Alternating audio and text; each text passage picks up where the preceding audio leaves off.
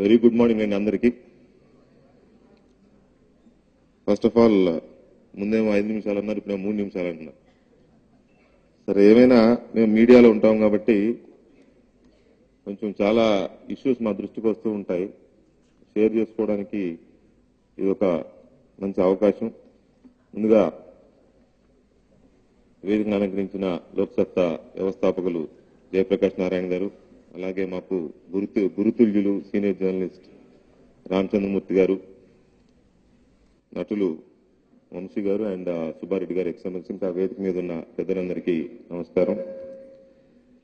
ఇది యాదృచ్ఛికమో లేకపోతే మన అదృష్టమో తెలియదు, కానీ నాకు ఇక్కడ అవకాశం లేదు. ఒక మానిటర్ ఉంటే లైవ్ చూపించేవాడిని. Parliament, youth parliament.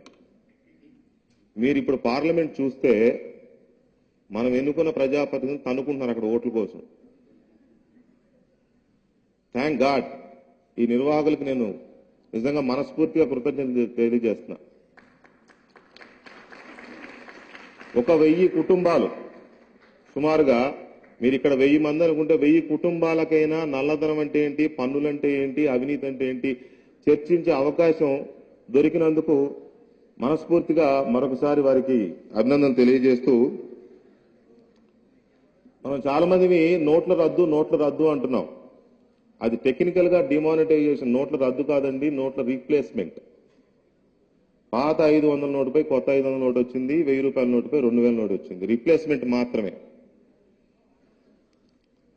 ఫెయిల్యూర్ అనే పదం ఎందుకో కొంచెం బాధ అనిపిస్తుంది నాకు. మోడీ ఫెయిల్ అయ్యాడు. ఇక్కడంతా యూత్ ఉన్నారు కాబట్టి కొంచెం సినిమాటిక్ గా చెప్తాను. రజనీకాంత్ శివాజీ, చిరంజీవి ఠాగూర్, విక్రమ్ మల్లన్న, ఇలాగే క్యూలు చూసాం మనం టికెట్ బూతుల దగ్గర. మరి అవి హిట్ అయినా ఇది ఎందుకు ఫ్లాప్ అవుతుంది? ఫ్లాప్ కాకూడదు, ఎందుకంటే అక్కడ టికెట్ల కోసం నిలబడ్డది యూత్. ఇవాళ మోడీని గెలిపించాల్సింది, దేశాన్ని గెలిపించుకోవాల్సింది, నల్లధనాన్ని అరికట్టాల్సింది, అవినీతిని అరికట్టాల్సింది యూత్. దయచేసి చేయి కలుపుదాం. ఇక్కడ వ్యక్తి మోదీయా, మన్మోహన, రాహుల్ గాంధీయా మనకు సంబంధం లేదు. మనం ఎన్నుకున్న పాలకుడు. ఆ పాలకుడు ఒక నిర్ణయం తీసుకున్నప్పుడు, ఆ నిర్ణయం మంచిదని మనం స్వాగతించినప్పుడు దాన్ని సమర్థిస్తూ అది విజయవంతం అవడానికి కృషి చేయాల్సిన బాధ్యత మన మీద ఉంది. ఒకటి మాత్రం నేను చెప్పగలను. ఇప్పుడే జేపీ గారు అడిగారు నన్ను, ప్రజల్లో ఎలా ఉంది అని. ప్రజలు చాలా ఓపికగా ఉన్నారు. ప్రజల్లో విప్లవం వస్తే, ప్రజలకు నచ్చకపోతే 8 గంటలకి, నవంబర్ 8వ తేదీ 8 గంటలకి నరేంద్ర మోడీ గారు ప్రసంగం చేసిన మరుక్షణమే బ్యాంకులు పగలగొట్టేవాళ్ళు, ఏటీఎంలు పగలగొట్టేవాళ్ళు. అలా ఉండేది ప్రజల తిరుగుబాటు. ప్రజలు ఆహ్వానించారు కాబట్టే అలాంటి ఘటనలు ఎక్కడా లేవు. లాఠీ చార్జీలు జరుగుతున్నా సరే నిలబడుతున్నారు క్యూ లైన్లలో. దయచేసి ఇది గమనించాల్సిందిగా కోరుతున్నాను. ప్రభుత్వం ఫెయిల్ అవ్వలేదండి. చాలా మంది అంటుంటారు జయప్రకాష్ నారాయణ ఫెయిల్ అయ్యాడు, అందుకే పార్టీ నుంచి విరమించుకున్నాడని. నేనంటాను, లోక్సత్తాని కాపాడుకోవడంలో, జేపీని కాపాడుకోవడంలో ప్రజలు ఫెయిల్ అయ్యారు.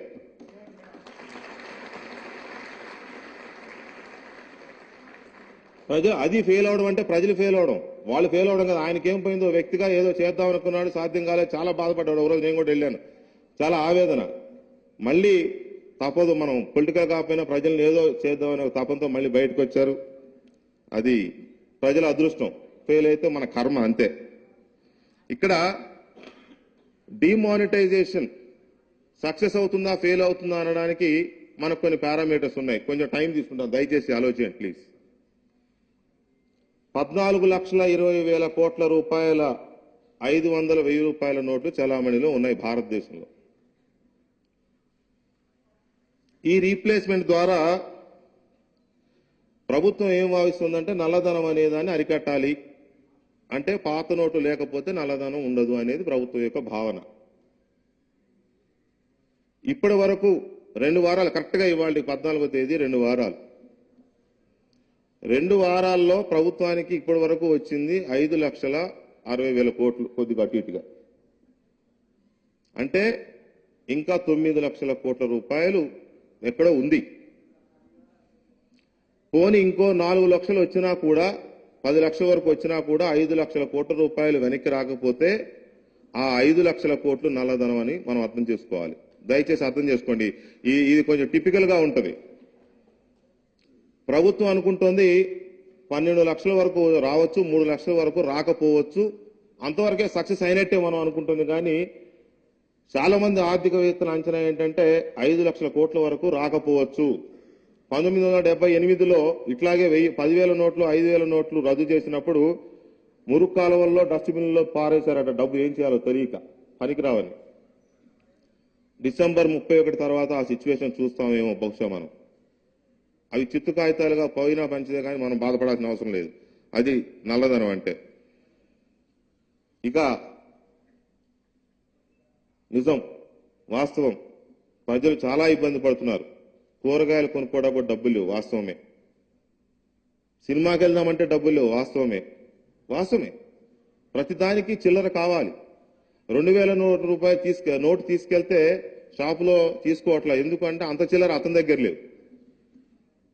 ఎంతమంది ఏటీఎం కార్డ్స్ వాడతారంటే, మాకున్న ఒక లెక్క ప్రకారం హైదరాబాద్ నగరంలో షాపింగ్ చేయగలిగిన అంటే ATM card or credit card plastic కరెన్సీతో షాపింగ్ చేయగలిగిన సదుపాయం 30% షాప్స్ మాత్రమే ఉంది. ఓన్లీ 30%. అది మాల్స్ కావచ్చు, షాపింగ్, ఇంకేదైనా ఎనీథింగ్. అంటే 70% క్యాష్ ద్వారానే జరగాలి. అలాంటి హైదరాబాద్ నగరంలో ఇబ్బందులు లేక ఏముంటాయి? ఖచ్చితంగా ఇబ్బందులు ఉంటాయి. ఇబ్బందులు ఉన్నాయి కాబట్టి నేను సమర్థించను, నేను ఎందుకు బాధపడాలి అంటే ఒక చిన్న చెప్తాను. సోషల్ మీడియాలో ఈ మధ్య నా ఫ్రెండ్ ఒకటి అంటే అది ఎక్కడి నుంచి తిరుగుతూ నా దగ్గరికి వచ్చింది. అది నాకు చాలా అట్రాక్టివ్ కొటేషన్ అన్నమాట. ఎవడో నల్లధనం సంపాదించుకుంటే నేనెందుకు ఎండలో క్యూలో నిలబడాలి అనేది ఒక సామాన్యుడు వేసిన ప్రశ్న. ఒక బాక్స్ హాఫ్ స్క్రీన్.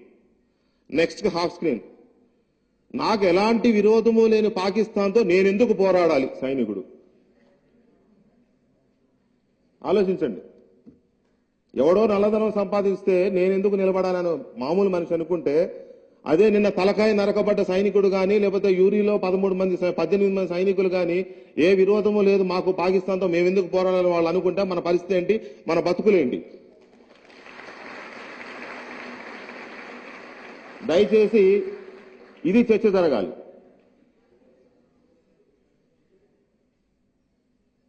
నా రిక్వెస్ట్ ఏంటంటే ఆశావాదులుగా ఉండాలి, ఆప్టిమిస్టిక్ గా. ఏదైనా పని చేసినప్పుడు ముతక సామెతలు కొన్ని ఉంటాయి, నేను చెప్పకూడదు ఇక్కడ. పని చేసేటప్పుడు కొంచెం ఆశావాదంతో ఆప్టిమిస్టిక్ గా ఉండాలి, క్రిటిక్ గా ఉండాలి. ఆప్టిమిస్టిక్ క్రిటిసిజం అంటారు. కొంతమంది విమర్శించడానికే పుడతారు, అది వేరే విషయం, మనకు అవసరం లేదు అది.